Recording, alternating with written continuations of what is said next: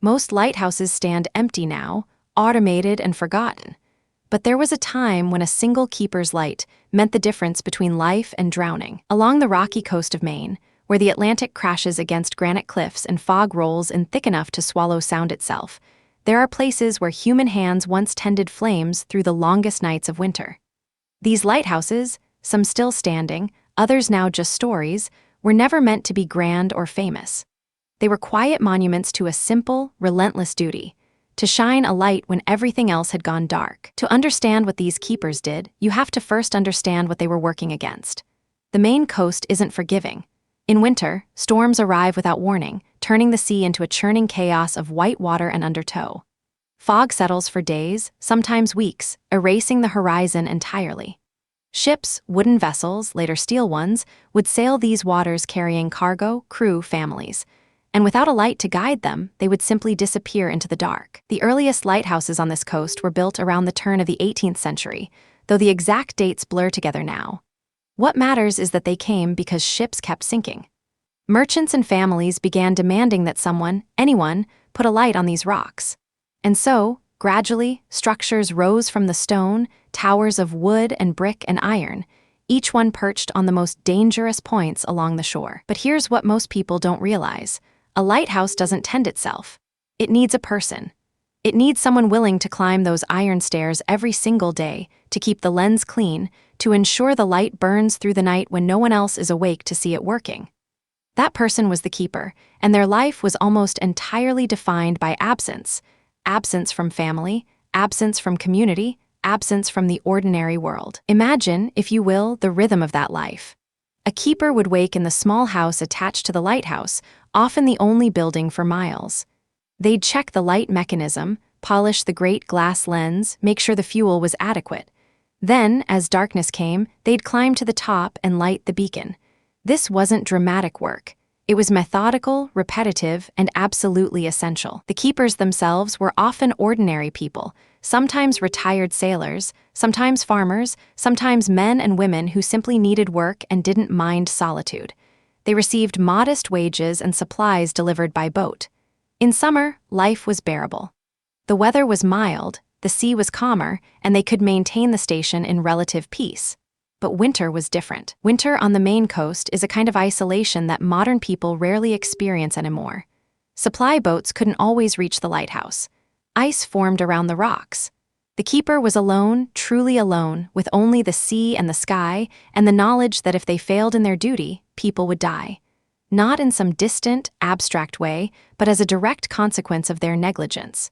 That weight never left them. There were nights when the keeper would stand in the lantern room and watch the beam sweep across the black water, knowing that somewhere out there, a ship might be counting on that light. They wouldn't know if the ship was coming. They wouldn't know if their light had made a difference until, sometimes years later, a captain would visit and mention that his vessel had been guided safely past the rocks by that very beacon. Most nights, they'd never know at all. Around the early 20th century, lighthouses began to change. Electric lights became available. Fog signals, great horns that could be heard for miles, were added to guide ships when the light alone wasn't enough. The work became slightly less physically demanding, but it remained constant. The keeper still had to be there, still had to maintain everything, still had to stay awake on the nights when the fog rolled in thick and the horns screamed across the water. The keepers developed rituals, as people do when they are alone. Some kept detailed logs of weather, ships sighted, maintenance performed. Others grew gardens in the rocky soil around the lighthouse, coaxing vegetables from the salt-sprayed earth. Some had families who lived with them, wives and children in the keeper's house, growing up in the sound of the sea and the steady turning of the light above them. But even as the 20th century advanced, the role of the keeper was already fading. Automation crept in slowly at first, then faster. Lights could be tended remotely. Fog signals could be triggered by sensors. One by one, the lighthouses became unmanned. The keepers retired or moved on to other work. The stations that had required constant human presence began to run themselves, watched over by machines, instead of by the steady hands and watchful eyes of people who understood the sea. Today, if you visit the Maine coast, you can still see many of these lighthouses. Some are now museums or tourist attractions, their historical importance recognized and preserved. Others stand quietly on their rocks, still flashing their lights automatically, still guiding ships through fog and storm, but no one lives in them anymore. No one climbs those stairs each night. No one stands in the lantern room and waits for the fog to clear. What's worth remembering is that these structures were never about architecture or engineering achievement. They were about something quieter and more human: the commitment of ordinary people to do necessary work, night after night, in isolation and often in hardship, so that others could be safe. The light itself was simple, just fire, then oil, then electricity. But the choice to tend it was profound. The Maine lighthouses still stand as monuments to that quiet duty, not grand monuments, but steady ones.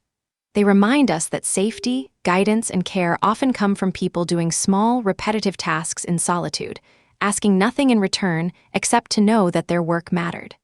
In a world that often celebrates the loud and the visible, these lighthouses whisper a different lesson: that sometimes the most important work is done alone, in the dark, by someone who will never be famous for it. As you drift toward sleep tonight, perhaps imagine the sound of that foghorn in the distance, the steady rotation of the light above the rocks, the keeper in their quarters below tending the flame.